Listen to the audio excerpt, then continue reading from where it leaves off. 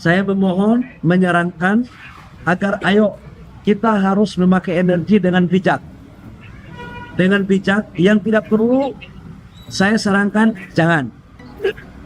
Contoh katakanlah kalau masak pakai LPG, kalau masakannya udah masak jangan kompornya boros. Karena ini kita harus betul-betul meminta bantuan rakyat untuk kita bersama-sama dalam memakai energi yang bijaksana. Bahlil Lahadalia, Menteri Energi dan Sumber Daya Mineral atau ESDM, muncul membawa pesan yang terkesan populis, hemat energi. Om suka itu, Om suka. Ia menyoroti rumah tangga, terutama cara ibu-ibu memasak. Para ibu diharap jangan boros LPG dan gunakan cara memasak yang lebih efektif. Seolah krisis ini lahir dari dapur-dapur kecil. Saya ingin mengomentari isu hemat energi ini secara lebih luas, bukan sekedar hemat energi di dapur rumah tangga. Komentar pertama, rakyat diminta hemat, tapi siapa yang sebenarnya lebih boros? Menurut data konsumsi energi nasional dari Kementerian ESDM, konsumsi industri sebesar 46%, transportasi 37%, dan rumah tangga 12%. Artinya, konsumsi energi sektor industri hampir setengah dari konsumsi energi nasional, dan rumah tangga hanya sekitar 1/8 dari konsumsi nasional. Jadi jelas, kompor di dapur rakyat bukan pemain utama konsumsi energi. Lebih jauh lagi ke soal subsidi energi, termasuk LPG 3 kg. Selama ini justru sering tidak tepat sasaran. Sebagian dinikmati oleh pelaku usaha skala menengah besar, yang seharusnya tidak berhak menerima. Jadi ketika rakyat kecil diminta hemat, kita perlu bertanya, ini hemat untuk siapa? Rakyat sudah lama hidup dengan keterbatasan, memakai LPG secukupnya, konsumsi listrik seperlunya, dan lain sebagainya.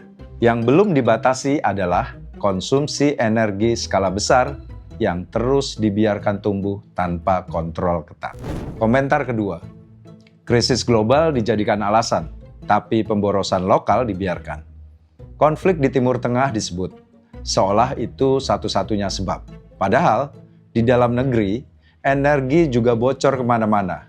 Iring-iringan mobil dinas pejabat, gedung-gedung pemerintah yang menyala, bahkan saat tidak digunakan.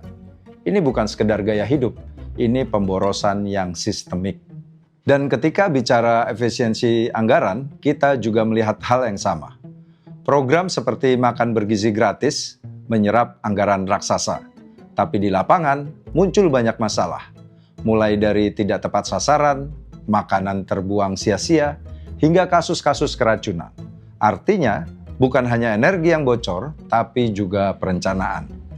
Ketika negara belum mampu memastikan program besar berjalan efisien, lalu meminta rakyat berhemat, pertanyaannya sederhana.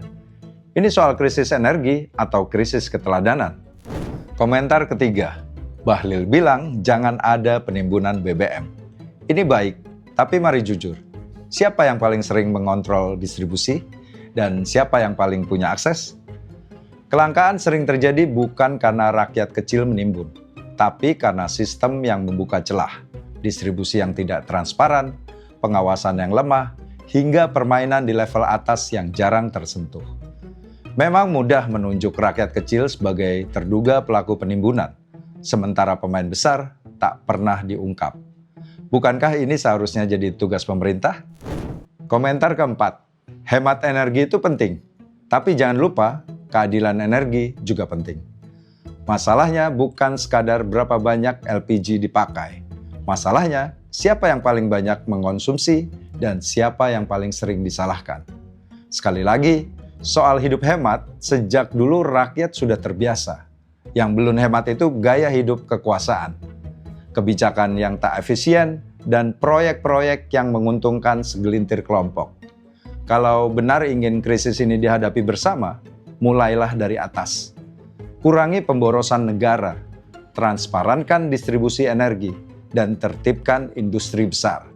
Karena pada akhirnya, ini bukan soal hemat atau tidak. Ini soal siapa yang diminta berkorban dan siapa yang terus diuntungkan.